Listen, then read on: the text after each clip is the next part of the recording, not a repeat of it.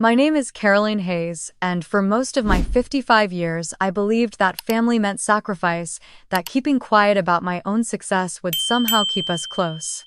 That illusion shattered at my sister Rebecca's Labor Day BBQ.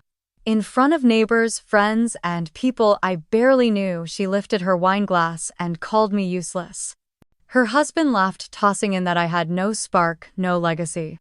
They had no idea I had quietly built a $4.8 million fortune, or that I had been ready to use it to pull her out of the debt strangling her. In that moment, I knew I would not save them. I would show them exactly who they had underestimated.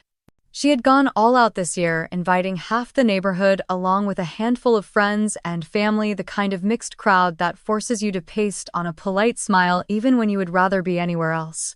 I spotted my childhood friend Donna Reed talking with a cluster of women near the grill, her laughter carrying easily over the hum of conversation. Off to the side, a man I didn't recognize at first nursed a beer while listening to Ethan hold court. Donna caught my eye and gave me a little wave. The man turned slightly, and I realized it was Tyler Brooks, a name I had heard in passing from music headlines. I filled a plate with some brisket and potato salad and found a spot halfway down the table. The afternoon sun caught the condensation on my glass of lemonade, making it sparkle. Across from me, Rebecca moved easily among the guests, greeting each one with that hostess smile she had perfected. Ethan lingered by the grill in his designer sunglasses, flipping burgers like it was a performance. It had been a long time since I had been around this many people connected to Rebecca's life. I kept thinking about Dad sitting in his room at the retirement home in Raleigh, probably watching an old Western on television. Mom had been gone 7 years now, and even though she had been the glue between us, her absence only seemed to widen the cracks. I tried not to dwell on that as I forked a bite of brisket. Rebecca approached the head of the table with a glass of red wine in her hand. She stood there a moment, letting the chatter around her quiet. Her eyes found mine and lingered just long enough to let me know this was deliberate. She tilted her head, the corner of her mouth curling into something that looked like a smile but felt like the opening move in a game I hadn't agreed to play. "Caroline," she said loudly enough for the nearest tables to hear, "you are just useless. Tell me, what have you even done with your life?" The words hit harder than I expected, not because I believed them, but because she had chosen this place and these people to say them to. There was a slight gasp from someone at the far end of the table, and the scrape of a fork against a plate sounded unnaturally loud in the pause that followed. Before I could form any kind of response, Ethan chimed in from behind her, his voice carrying easily over the stillness. "She has nothing going on. No spark, no legacy." He grinned at Tyler as if this was all some harmless joke, but Tyler's eyes shifted away, uncomfortable. I caught Donna's expression as she looked from Rebecca to me, her brows knitting together. I felt every pair of eyes on me, waiting. The old me might have stammered, might have tried to defend myself or make a joke to ease the tension. Instead, I felt my fingers wrap tighter around my glass, the cool condensation slick against my skin. I forced a small smile, one that felt tight and sharp, and gave a little nod, as if to say I had heard them but wasn't going to give them what they wanted. "Excuse me," I murmured, setting my glass down carefully. I pushed my chair back from the table, the legs scraping against the wooden deck floor. The sound was louder than I intended, and a few people flinched. I smoothed my shirt and stepped away from the table, the heat from the grill still hanging in the air as I passed Ethan. Inside, the shift was immediate. The hum of voices from outside faded, replaced by the quieter sounds of the house. I could still smell the smoke from the barbecue drifting through the open windows, but here it felt distant, like another world. I walked down the hallway toward the front of the house, the carpet soft under my sandals, and let myself breathe for the first time since I sat down. It wasn't anger that filled me in that moment, at least not the kind that explodes right away. It was something slower, heavier, the kind that sinks deep and waits. Outside, I could hear laughter starting up again, the party moving on as if nothing had happened. I stood there a moment listening and let the words useless and no legacy settle in my chest, not as truth but as a reminder. Then I turned toward the living room, away from the noise and away from the eyes that had been waiting for me to react. I sank into the end of the couch, my hands resting on my knees, listening to the muffled laughter that floated in through the open windows. Every burst of it felt like a spark hitting dry grass, the kind that could catch if I let it. I stared at the framed photo on the wall of Rebecca and Ethan on their wedding day, smiling like the world belonged to them. I remembered that day far too well, and the silent decision I made to swipe my credit card so she could have the venue she wanted when her own funds came up short. It wasn't the first time I had stepped in. Years earlier, when she was still in college at the University of North Carolina, tuition had gone up unexpectedly. Our parents had already stretched themselves thin, and I was the one who wrote the check to keep her from dropping out mid-semester. She thanked me then, though. Even at that moment, there had been something in her voice, a note that suggested she thought it was my obligation rather than a gift. Then there was the boutique she had opened in Uptown Charlotte. She poured every dime she had into it and still came up short. I wired her $10,000 to cover inventory after she called me in tears about missing a shipment before her big launch. She had promised to pay it back when business took off. That promise had drifted away like smoke when the boutique shuttered within a year. The sounds outside grew louder for a moment, a chorus of clinking glasses and music turning up. I rubbed the back of my neck, thinking about how those memories weren't isolated incidents. They were a pattern, one I had let myself accept for far too long. What really stung wasn't the money. It was the way she treated it like nothing, as if my help was just a stepping stone she could walk over without looking back. The same attitude had shown itself after Mom died in 2016. There had been a small piece of property in the family, a cabin near Lake Lure, that our parents had bought decades ago. When it came time to decide what to do with it, I could have pushed for my half. Instead, I told her to keep it, thinking maybe it would bridge the gap between us. She accepted without hesitation, without even a flicker of guilt, and within a year, she had sold it to fund another one of her business ideas. My eyes drifted to the window. Rebecca's laugh cut through the air like glass breaking. I could almost picture her outside, playing the role of the perfect hostess while the words she had thrown at me still hung between us like smoke that wouldn't clear. The truth was, no one here knew the full story of my life. They didn't know about the years I spent building something quietly away from the parties and the flashy dinners. They didn't know about the long nights I stayed up watching the stock market, or the weekends I drove to look at fixer-upper houses that I later sold for double. They didn't know that my careful investments had grown into something real, something solid. $4.8 million sat across my accounts, the product of discipline and patience. That was my secret, and I had kept it that way for a reason. I never wanted money to be the thing people saw first. I thought keeping it private would protect my relationships, that it would keep people from treating me like a walking bank. I had even considered telling Rebecca about it recently, not to brag, but because I knew she was in trouble again. I had been ready to clear her debts to give her the breathing room to start fresh. But now, sitting here with her words still echoing in my head, I realized how foolish that had been. This wasn't about debts or fresh starts. This was about the way she saw me, the way she had always seen me. As a tool to be used when convenient and ignored when not. A burst of applause outside made me flinch. I leaned back against the couch, staring up at the ceiling, letting the noise fade into the background. I could feel something shifting inside me, a slow tightening like a knot being pulled. It wasn't rage, not yet, but it was the kind of clarity that comes when the scales finally fall from your eyes. I glanced at my phone on the coffee table. The lock screen lit up with a new message, but I didn't reach for it. I knew it would just be another reminder of this world outside the window that I didn't belong to anymore. Instead, I closed my eyes for a moment, listening to the party, thinking about every choice I had made that had brought me here, and wondering if maybe for the first time I was finally ready to make a choice for myself. I pushed myself up from the couch and headed toward the guest room where I had dropped my bag earlier. The murmur of voices and music outside followed me down the hallway, but it was softer here, like it had to fight its way through the walls.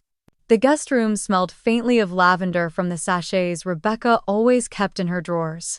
Sunlight cut across the bedspread, and my tote bag sat near the foot of the bed where I had left it. I reached in to grab my wallet, thinking I might as well keep it with me until I was ready to leave. My fingers brushed against a thick envelope tucked inside. I pulled it out, frowning. It was from a bank I hadn't used in years addressed to me at my old townhouse in Durham. The forwarding label showed it had been redirected to my current address in Asheville. I sat down on the edge of the bed and slid a finger under the flap. Inside was a statement for a personal loan, $420,000 taken out in my name. My eyes skimmed down to the loan date, the 15th of March 2022, and the address listed beneath it. It was my old address, the one I had left behind nearly 2 years ago. The payments were months past due. Interest had piled up like snow on a roof, and there were warnings in bold type about impending legal action. A knot formed in my stomach. The purpose of the loan was noted in the smallest print, almost like it was meant to be overlooked. Business capital for Rebecca Collins Couture. My chest tightened as I read it again. That was her boutique, the one she had opened in Charlotte with so much fanfare and closed quietly less than a year later. I turned to the signature line on the final page. There was my name written in a looping hand that was close enough to mine to fool someone who didn't know better. But I knew my own signature, and this was not it. The curl of the C, the way the L leaned too far forward, the slight upward slant at the end, all wrong. My fingers tightened around the page until it crumpled slightly. Beneath the signature was my social security number, clear as day. I stared at it, cold washing over me. She hadn't just borrowed my name. She had taken the very thing that anchored my identity and used it to prop up her failing dream. For a moment, I couldn't move. My mind was a carousel of images. Rebecca calling me 2 years ago, sounding upbeat, telling me she had found a new investor. The sudden trip she took to Charlotte, claiming she was finalizing a lease. The way she brushed off my questions about financing, laughing that I worried too much. It all clicked into place like puzzle pieces I hadn't even realized I was holding. I set the statement down on the bed and pressed the heels of my hands into my eyes. A part of me wanted to believe there was some mistake, that someone else had done this, that she had no idea. But that part was small and it was shrinking fast. I picked the statement back up and flipped to the payment history. There hadn't been a single payment made in the last 6 months. Calls and notices from the bank had gone unanswered. I imagined her tossing them into a drawer, telling herself she'd figure it out later, just like she always did. The noise from outside swelled for a moment, and I could hear Ethan's voice booming, telling a story, probably about himself. I thought about the two of them together, playing the part of the perfect couple, while their lives were built on borrowed time and borrowed money, some of it mine. The shock I had felt when I first opened the envelope was already hardening into something else. My pulse steadied, my thoughts sharpened. If she had gone this far, if she had crossed this line, then there was no telling what else she had done in my name. I folded the statement carefully, sliding it back into the envelope. My mind was already moving ahead, sorting through options, thinking about who I could trust to help me uncover everything. One name came to mind immediately, and I knew she would pick up the phone if I called. But I wasn't ready to make that call just yet. I needed to sit with this for a moment to let the weight of it settle fully. I set the envelope on the nightstand beside a small vase of fresh flowers. Rebecca must have put there this morning. The cheerful blooms looked absurd next to the proof of what she had done. I stood and crossed to the window, pulling back the curtain just enough to see the yard. Rebecca was at the center of it all, laughing with a group of guests, the sunlight catching her gold bracelet. Ethan was beside her, gesturing animatedly to Tyler Brooks, who nodded politely. I wondered if Tyler had any idea who he was really dealing with. Let them laugh, I thought. Let them enjoy their perfect little scene. They had no idea that the moment I opened that envelope, something shifted. The quiet, accommodating sister they thought they knew was gone, and I had no intention of coming back.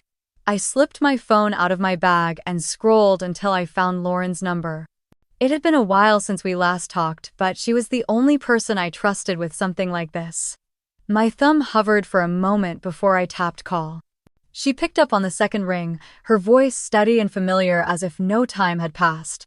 "Caroline," she said, "what's going on?" I took a breath, keeping my voice low even though the house was empty behind me. "I found something. A loan in my name.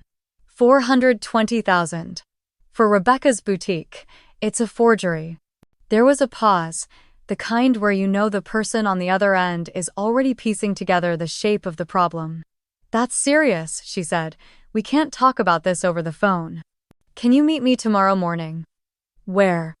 Donna's place, she said without hesitation. 8:30. Bring the paperwork. I agreed and we hung up. The moment the call ended, I felt a small shift inside me. Not relief exactly, but the comfort of having a direction. I slid the envelope back into my bag, my mind already turning over the possibilities of what Lauren might find.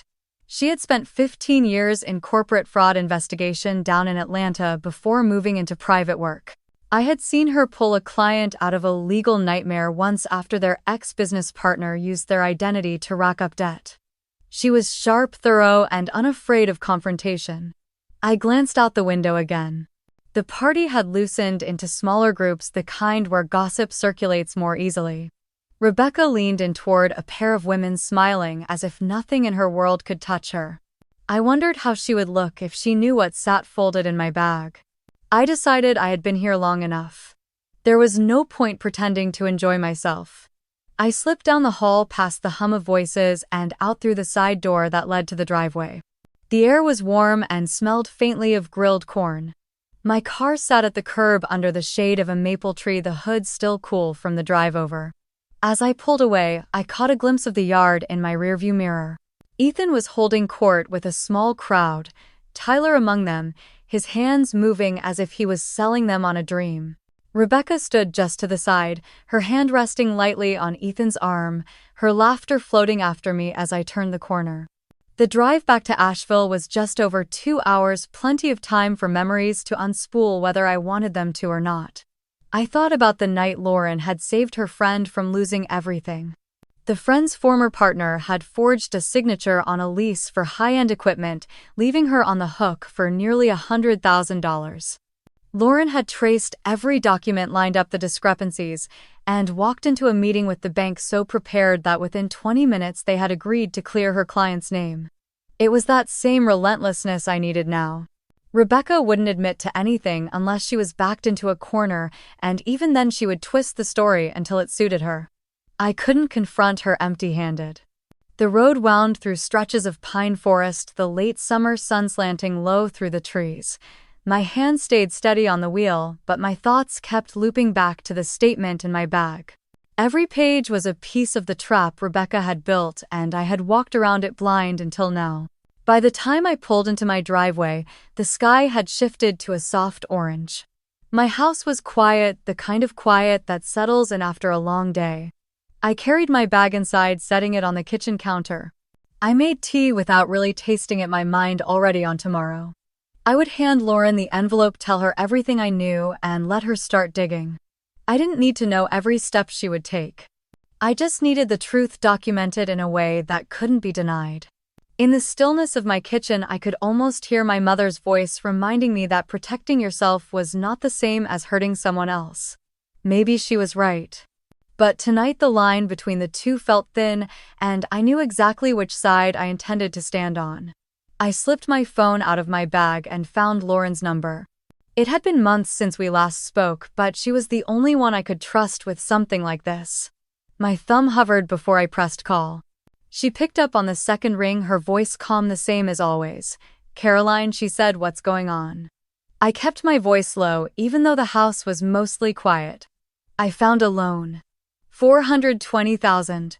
In my name. For Rebecca's boutique. It's forged." A pause, then her tone sharpened. "That's serious. We can't talk about this over the phone. Meet me tomorrow morning." "Where?" "Donna's Cafe," she answered. 8:30. "Bring everything." I agreed, and the line went dead.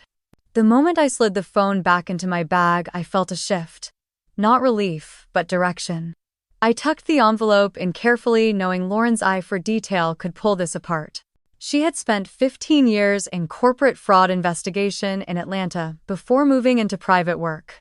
I'd seen her dismantle a forged lease for a client in under a week, getting them out of a $100,000 mess. Outside, the party had broken into small clusters. Rebecca stood with two women, head tilted, smiling. I wondered if she'd smile like that if she knew what I'd found. I had no reason to stay. I moved quietly through the hall, out the side door into the driveway. The air was warm, carrying the faint smell of grilled corn. My car was parked under a maple hood, cool to the touch. As I pulled away, I caught one last glimpse in the mirror, Ethan, hands in motion, talking to a small circle with Tyler among them. Rebecca at his side, laughter trailing behind me as I turned the corner. The 2-hour drive to Asheville gave me too much time to think. My mind replayed the time Lauren saved her friend from identity theft. Her friend's ex-partner had signed her name on a lease for high-end equipment, leaving her holding the debt. Lauren had gathered every discrepancy, every forged detail, and walked into the bank so prepared they cleared the account in under half an hour. That was the precision I needed now. Rebecca wouldn't confess. She would rewrite the story until it served her. I couldn't confront her without proof. The late summer sun dipped lower as I wound through pine-lined roads. My grip on the wheel stayed steady, but every turn seemed to bring me back to the envelope in my bag. Each page was another nail in a trap I hadn't seen being built. By the time I pulled into my driveway, the sky was streaked with orange. My house was still and cool. I set my bag on the kitchen counter, made tea. I didn't taste, and thought about tomorrow. I'd hand Lauren the envelope, lay out every piece I knew, and let her dig. I didn't need to know all her steps. I just needed the truth on paper, undeniable. In the quiet, I could almost hear my mother telling me that defending yourself isn't the same as hurting someone else. Maybe. But tonight the line felt paper thin, and I knew exactly which side I planned to stand on. Donna's cafe was already busy when I pulled into the small gravel lot the next morning. The air was crisp for early September, and the smell of fresh coffee hit me as soon as I stepped inside. I spotted Lauren in a corner booth, a laptop open in front of her, her reading glasses perched low on her nose. She looked up the moment I walked in and gave a short nod, the kind that told me she was already deep into the work. I slid into the seat across from her and set the envelope on the table. She didn't waste time with small talk. She pulled out the papers, flipping through them with a practiced eye, her fingers tracing over the numbers and dates. "It's exactly what you said," she murmured. "Loan taken out March 15, 2022. Address is your old place in Durham. And this signature isn't yours." She turned the page toward me, tapping the line where my name was scrawled. The strokes were just wrong enough that to me it looked like a cheap imitation. "There's more," she continued. "They used your social security number. That makes it federal, not just a civil issue. And the bank has already marked this account as high-risk default. They're preparing to escalate." My stomach tightened, but not from fear. It was the confirmation I needed. I wasn't imagining it, and there was no way Rebecca could explain this away. Lauren reached into her bag and slid a folder across to me. Inside were copies of the loan agreement, the signature page, and the application form with my information typed neatly into the boxes. She had even printed a side-by-side of my real signature and the forgery. "If you want to pursue this," she said, "you'll need to keep these somewhere safe. And you should start making a record of everything she's ever owed you. It will strengthen your position." I leaned back, letting out a slow breath. For years, I had kept mental notes of every time I had stepped in for Rebecca, but I had never written them down. I opened my notebook and began listing them one by one. "College tuition," I said quietly, writing it on the first line. "Junior year, her scholarship didn't cover the increase. I paid the difference so she could stay enrolled." I added another. "The boutique in Charlotte before this one. She ran out of inventory before a holiday sale. I sent $10,000 to cover it." Lauren nodded, her eyes scanning my list as it grew. "And the wedding," I said, pausing for a moment. "She and Ethan wanted that hotel ballroom in Charleston, but they were short on the deposit. I paid it thinking they'd reimburse me after the honeymoon. That was 7 years ago." As the list took shape, I realized how much I had been carrying. Every line was a choice I had made, each one justified at the time as helping family. Seeing it written down made it harder to pretend it had been anything but a pattern of taking. Lauren closed her laptop and folded her hands on the table. "You've got enough history here to show intent if it comes to that. But we need to focus on the forgery. That's the most serious piece, and it's the one she can't spin without contradicting herself." The waitress came by with refills, and I wrapped my hands around the warm mug. The hum of the cafe felt distant, my mind fixed on the pages in front of me. I don't just want to clear my name, I said, finally. I want her to answer for it. Lauren's gaze held mine. Then we're on the same page. We sat there for another 20 minutes going over the details. She explained the next steps, the documents I should prepare, the statements I should avoid making directly to Rebecca. Everything would be about building a clean trail, one that would stand on its own no matter how she tried to twist it. When I left the cafe, the folder was tucked securely under my arm. The sun had risen higher, casting long shadows across the lot. I walked to my car with a steady pace, my thoughts sharper than they had been in a long time. For the first time, I wasn't just reacting to Rebecca's chaos. I was preparing to face it head-on with proof in my hand, and someone at my side who knew exactly how to dismantle it. Lauren was sliding her keys into her bag when she glanced back at me and asked if I had ever considered looking into Ethan. I frowned, not sure where she was going with it, but before I could answer, her phone buzzed on the table. She checked the screen and lifted her eyebrows. "It's Tyler Brooks," she said. "He was at the BBQ yesterday." She answered on speaker. Tyler's voice came through low, the kind of tone people use when they are about to say something they shouldn't. "Lauren, I know this is sudden, but I wanted to check on something you might know about. Ethan Collins. Yesterday he was talking up some big music deal, said he landed a $2.5 million contract with a label out in Los Angeles. He even showed me an email. Something about it felt off." Lauren's eyes flicked to mine. I stayed quiet while she asked him a few pointed questions. Tyler explained that the email looked official, but the formatting was strange, and the sender's address wasn't the standard domain the label used. He'd seen a few scams in his time and thought it was worth flagging before he got pulled in. Once the call ended, Lauren set her phone down and pulled her laptop back out. She typed fast, her fingers moving like muscle memory through databases and contacts. I watched the reflection of the screen in her glasses as she sent a quick message to someone in Los Angeles she trusted. We didn't have to wait long. 15 minutes later, an email landed in her inbox from an executive at the real label. They confirmed no such contract existed. The email Ethan had flashed at the BBQ was a complete fabrication, likely sent from a throwaway account to himself, so he could forward it as proof to potential investors. Lauren leaned back, folding her arms. "That's not just puffing up a resume. That's fraud. And if Tyler was a target, he's not the only one." I felt a slow heat building in my chest. It wasn't surprise. It was recognition. Ethan had always had a way of making himself look bigger than life, but I had assumed it was harmless ego. Now it was clear he was using those backyard parties to bait people with his charm and a fake golden ticket. Lauren started pulling other names from her files, cross-referencing events Ethan had hosted with individuals who later reported financial losses. There were 3 matches within the last year alone. None had tied it directly to him, but the patterns were too similar to be coincidence. So while Rebecca was busy bleeding me dry in the shadows, her husband was running a con in broad daylight. I thought about the smug look on his face at the BBQ, the way he had leaned into the crowd while spinning his story. I thought about Rebecca, her hand resting on his arm, laughing at his every word. They were a perfect match in all the worst ways. Lauren closed the laptop with a decisive snap. "If you're willing, we can use this. His reputation is part of her social armor. Take that away and she loses cover." It clicked instantly. I didn't just have a way to clear my name now. I had a chance to pull the curtain back on both of them at once. We stood to leave, and Lauren told me she would start compiling a packet on Ethan's activities. She would reach out to Tyler again and let him know the truth, but only after we had more in place. The more investors who confirmed they had been misled, the harder it would be for him to talk his way out of it. Walking back to my car, I noticed the sunlight catching on the folder in my hands. It felt heavier than it had an hour ago, loaded with more than just my sister's lies.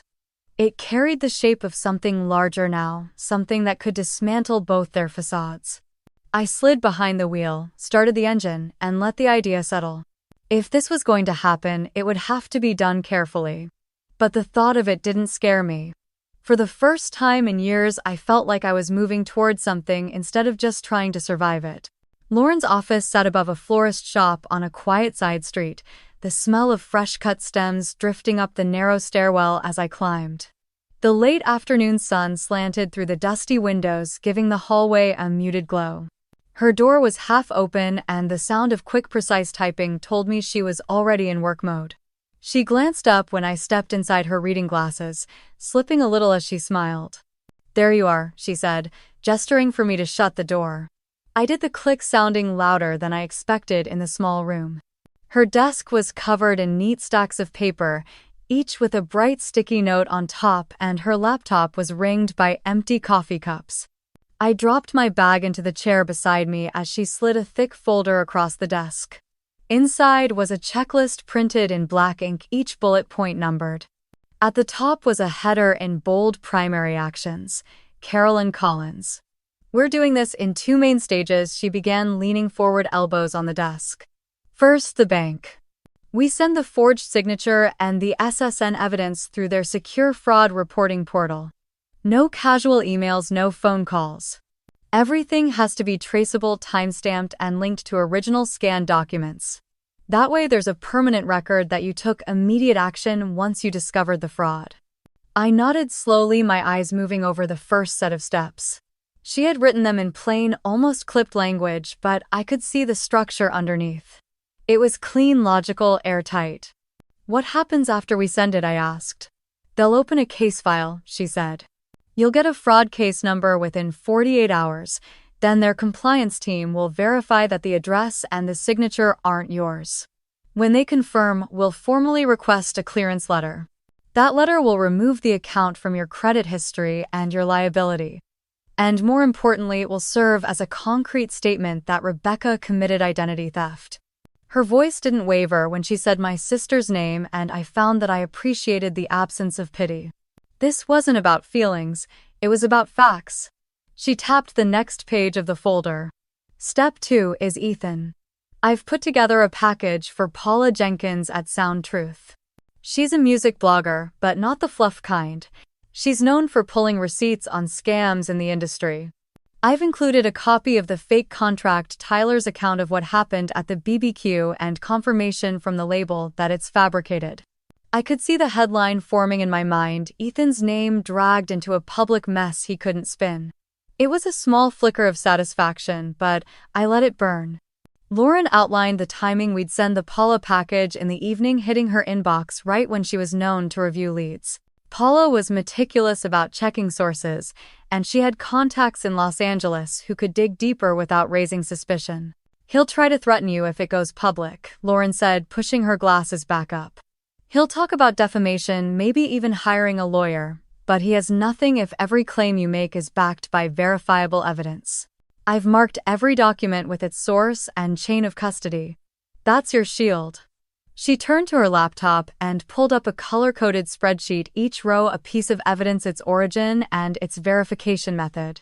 I watched as she scrolled through bank documents, email headers, metadata from Ethan's fake contract, even screenshots of his public posts bragging about upcoming deals.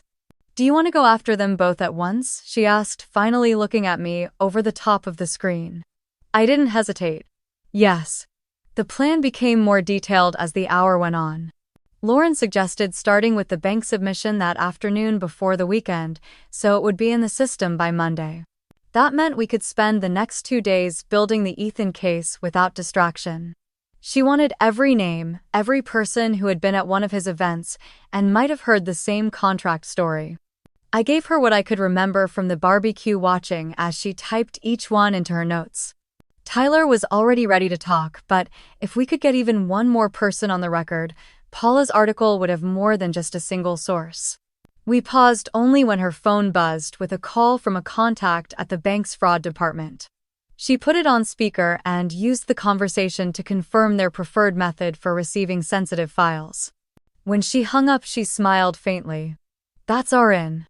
By the time we closed the last folder, the daylight outside had shifted to the deeper gold of early evening. Lauren handed me a USB drive, its black casing plain but solid. "Encrypted copies of everything. Don't keep this at home.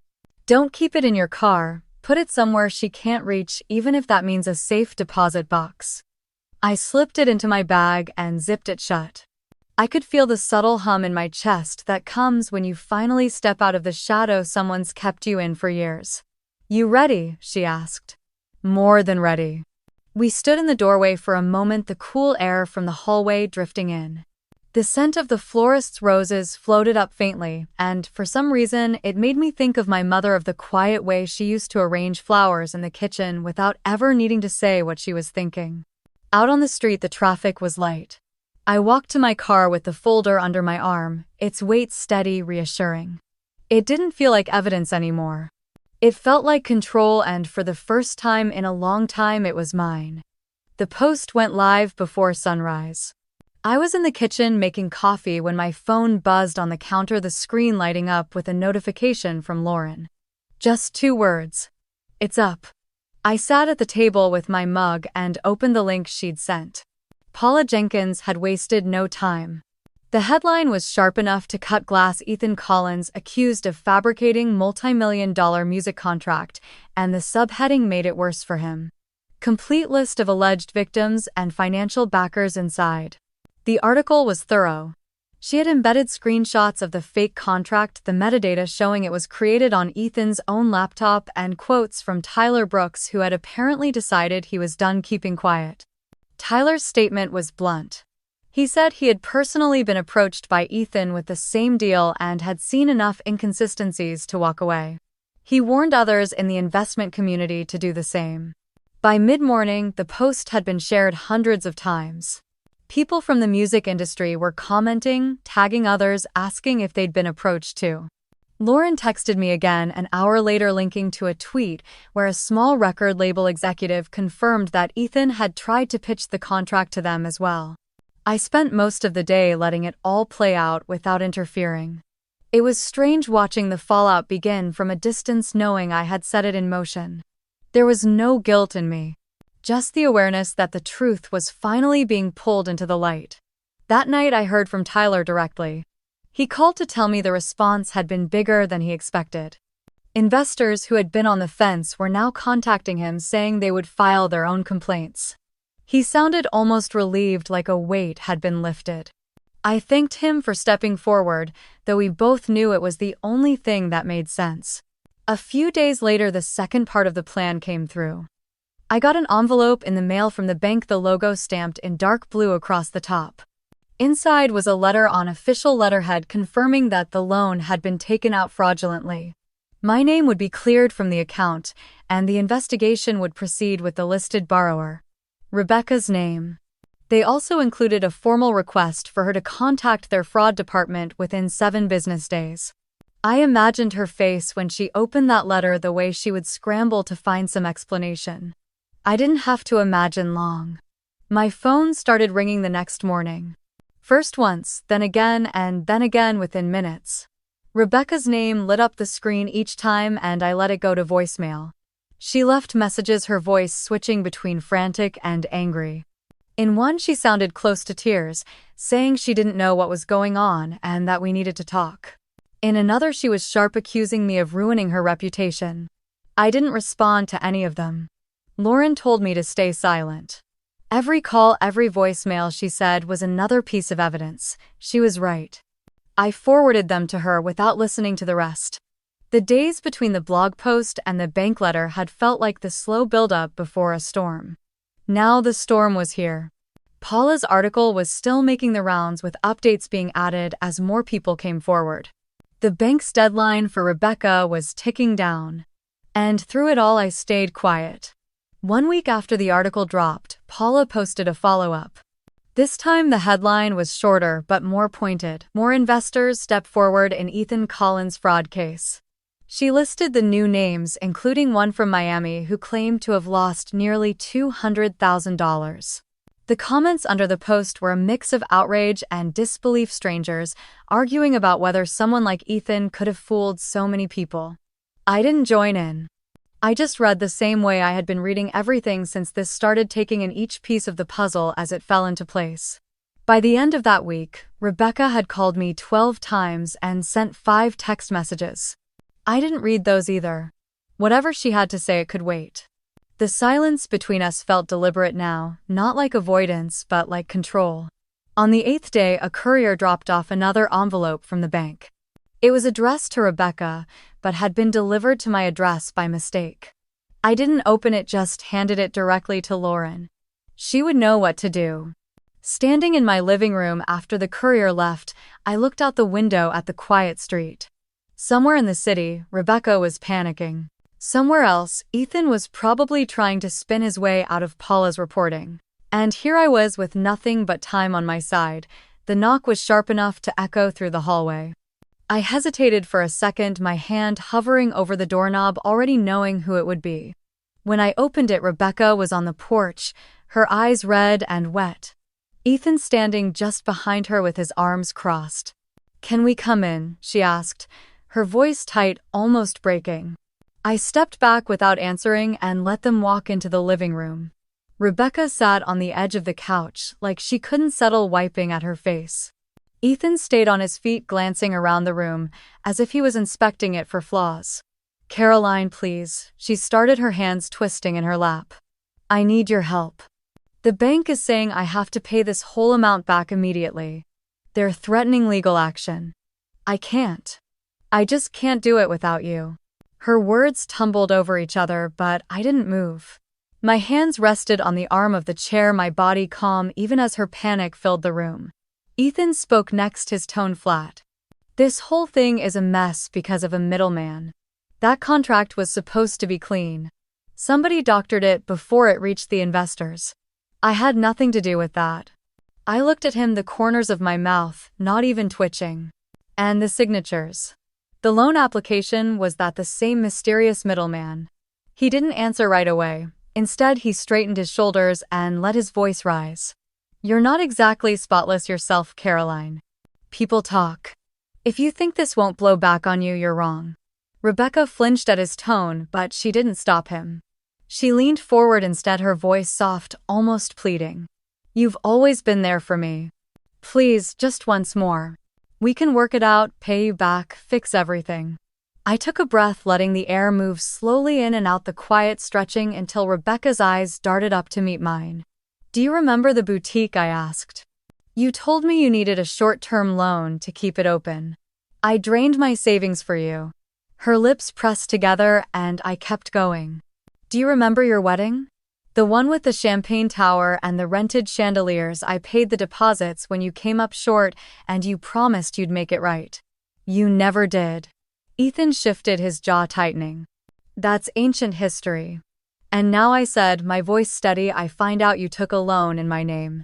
$420,000. My signature forged, my social security number used. You didn't just take my money this time, you took my identity." Rebecca's shoulders sagged, her hands covering her face. "I didn't mean for it to get this far. I thought I could pay it off before you even knew." I shook my head. "No, you thought I'd do what I've always done. Bail you out quietly. Keep the mess between us." Ethan stepped closer, his shadow cutting across the rug. "You're making a mistake if you think this ends well for you." I stood, closing the small space between us until I could smell the cologne he'd worn to my BBQ a week ago. "I'm not the one who fabricated a contract to swindle investors. I'm not the one on Paula Jenkins' blog, and I'm not the one the bank is calling."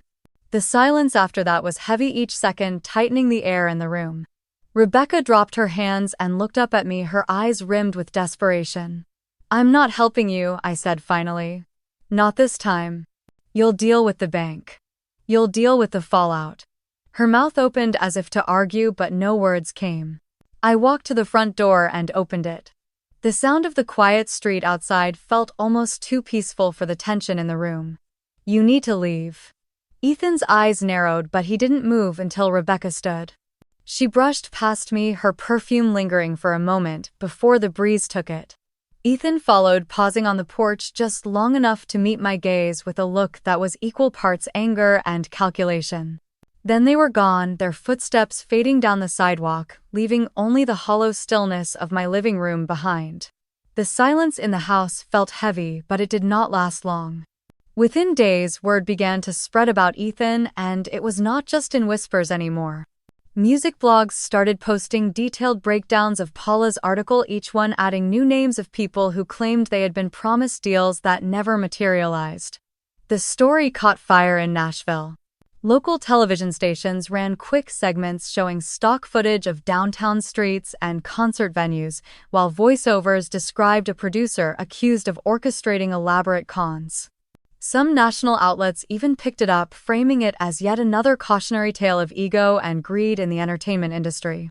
The photographs they dug up were the same ones Ethan had curated so carefully, him at rooftop parties, shaking hands with people he barely knew, smiling under stage lights as if he belonged there. In print and on screens, those same smiles looked smug, almost desperate. The comments on the articles were ruthless, with people recalling run-ins with him and warning others to stay away. The fallout was quick. Ethan was dropped from the lineup of 2 summer music festivals he had been boasting about for months. The organizers released polite but firm statements saying they had reviewed the allegations and decided to move in a different direction. Within a week, 3 artists announced publicly that they had no further plans to work with him. In a town like Nashville, where the music industry runs on trust and reputation, that was the equivalent of a door slamming shut. Rebecca's unraveling was slower but far more personal. The bank letters kept arriving, each one more urgent than the last. The calls she had been ignoring turned into direct threats of legal action. First, the black SUV she loved was repossessed right from the driveway, broad daylight, in front of neighbors who had once admired her style. Then delivery men came for the racks of high-end clothes. Some were seized, others quietly sold online for a fraction of their worth. The sparkle that had once been her armor was vanishing piece by piece. I heard through Donna that the landlord of their rental house had finally had enough.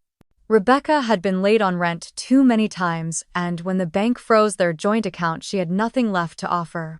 Within a month, she and Ethan were gone from that pristine neighborhood, replaced by a young family who didn't seem to care about the lingering gossip.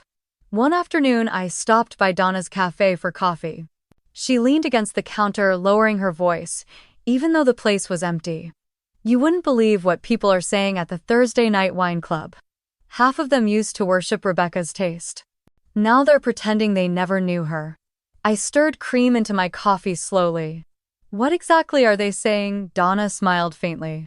"That they always knew she was trying too hard. That they feel sorry for her but not sorry enough to invite her anywhere. Someone swore they saw her at a consignment shop arguing over the price of a pair of heels she used to brag about paying full price for." It struck me then how different this was from the fights we had when we were younger. Back then, the battles were loud, impulsive, easily forgotten. This was quiet and calculated, the kind of ending that seeps in and changes the way people look at you forever. By mid-October, Rebecca was living in a cramped apartment on the edge of town. I happened to drive by one day and saw the peeling paint on the railings, the blinds half drawn like she was hiding from the world. I did not stop. I did not even slow down. Donna told me Rebecca had been asking around for work, but no one wanted to be connected to her now. Even boutiques were wary, and she had burned too many bridges in retail to be welcomed back. A former coworker of hers ran into her at the grocery store and said Rebecca looked older, tired, with the kind of exhaustion that makeup can't cover. I thought about her often in those weeks, not out of pity but out of a kind of detached curiosity. This was a woman who had once stood in her backyard with a glass of wine calling me useless in front of friends and strangers. Now she was counting coins at checkout. It was not the kind of revenge people imagine, with dramatic confrontations or triumphant speeches. It was slower, more deliberate. No slammed doors, no final showdown. Just a steady stripping away of everything she valued until she had to face herself without the glitter and the lies. One evening, I came home to find the first chill of fall in the air. I hung my coat by the door, made tea, and sat at the kitchen table. Outside, the street was quiet, the leaves just beginning to turn.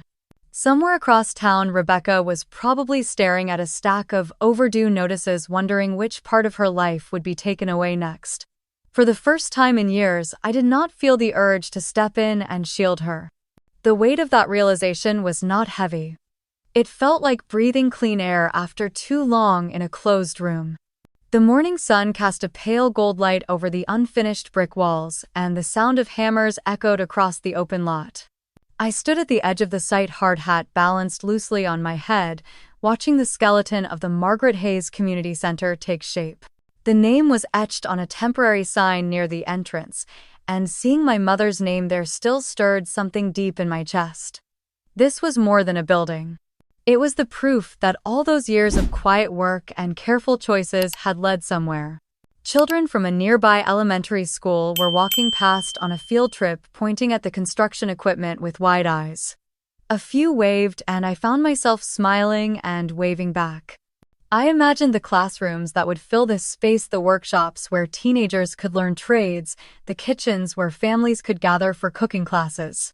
For the first time in a long time, I was building something that would last beyond me. I heard footsteps on gravel and turned to see Lauren approaching, her hair pulled back and sunglasses perched on her head. She looked out at the work in progress, letting out a low whistle. "You picked a good day to be here. The framing on the east wing is almost done." I nodded, feeling the wind catch the scent of fresh lumber. "It already feels real." She handed me a paper cup of coffee and leaned against the temporary fence. "I came to tell you something. A reporter from the Asheville Chronicle called me this morning. They're doing a feature on community-funded projects and they want to interview you." I took a slow sip of the coffee. "And I assume they'll want to talk about Rebecca too." Lauren shrugged. "Probably. But you don't have to answer anything you don't want to, just be you."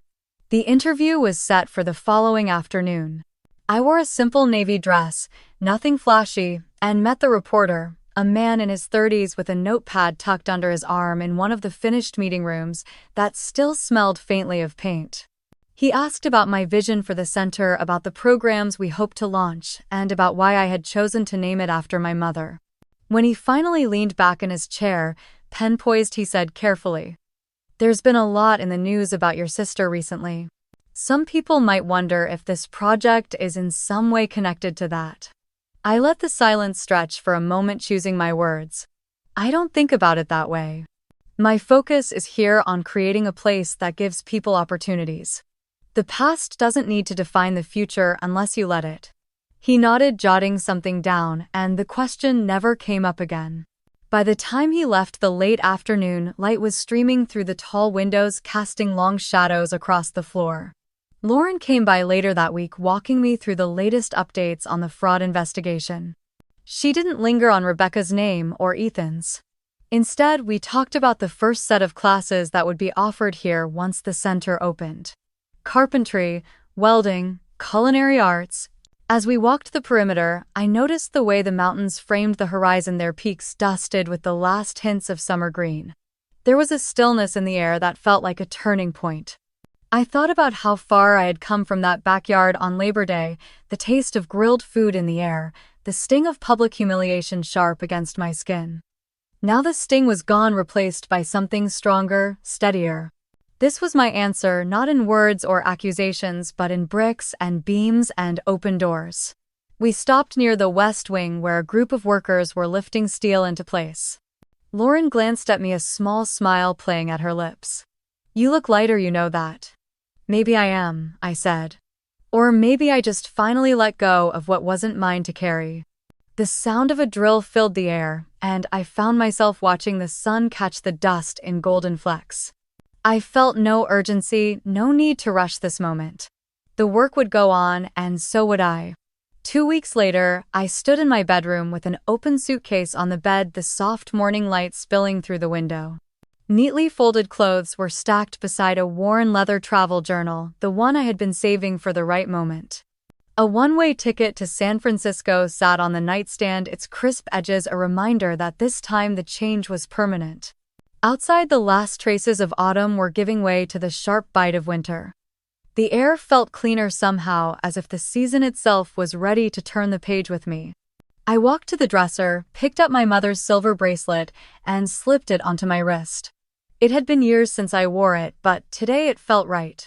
I poured myself a cup of coffee and sat on the edge of the bed, looking out at the street I had called home for so long. It was quiet the way I liked it. No phone buzzing with demands, no obligations I didn't choose. For the first time in years, my life belonged entirely to me. The memory of that Labor Day barbecue flickered in my mind. Rebecca's voice sharp and mocking, calling me useless in front of everyone. For so long those words had burned in my chest, heavy and unshakable. Now they were just an echo, faint and distant like the muffled noise from a party you left hours ago. I thought of the Margaret Hayes Community Center, its walls rising higher each week, its foundation solid. I thought of the people who would walk through its doors not knowing or caring about the petty cruelty that had sparked its creation. They would only see a place built to help them grow. And that was enough. Lauren stopped by to see me off, carrying a bakery box from a little cafe downtown. She set it on the counter, poured herself some coffee, and leaned against the kitchen island. "So you really are going?" I smiled. "I really am. You deserve it. After everything you've earned the right to start fresh." I knew she was right. I had spent years shrinking myself to fit into a family that didn't know how to see me. Leaving now didn't feel like running away. It felt like finally stepping into my own life. We ate in comfortable silence, the kind that comes when nothing important is left unsaid. When she left, I stood at the door for a long moment, watching her car disappear down the street. Then I closed it gently and turned back to my suitcase. By the time evening came, the house was still and ready. I set my keys on the counter for the new tenant and walked through each room one last time. The living room where I had faced Rebecca and Ethan. The kitchen where I had brewed endless cups of coffee to steel my nerves. The quiet bedroom that had been both a refuge and a prison. When I stepped outside, the cool air wrapped around me. My cab pulled up to the curb and I loaded my bags into the trunk. As the driver pulled away, I looked back at the house, but only once. The city lights of Charlotte faded in the distance as the highway stretched ahead, wide and open. San Francisco waited with its hills, its fog, and its promise of something new. I didn't know exactly what I would find there, but I knew what I was bringing with me. Not the weight of old insults or the need to prove myself to anyone. Just the quiet certainty that I already had. Sometimes the best revenge isn't loud or public. Sometimes it's living a life that leaves the people who doubted you irrelevant. Rebecca could keep her opinions. I had my work, my freedom, and a future that was entirely my own. If you have ever been in a moment where someone made you feel small, where they looked at you and decided you were worth less than you knew you were, I want to hear your story. Tell me how you proved them wrong or how you're planning to. Because sometimes the most powerful thing you can do is turn their doubt into the foundation of your own legacy.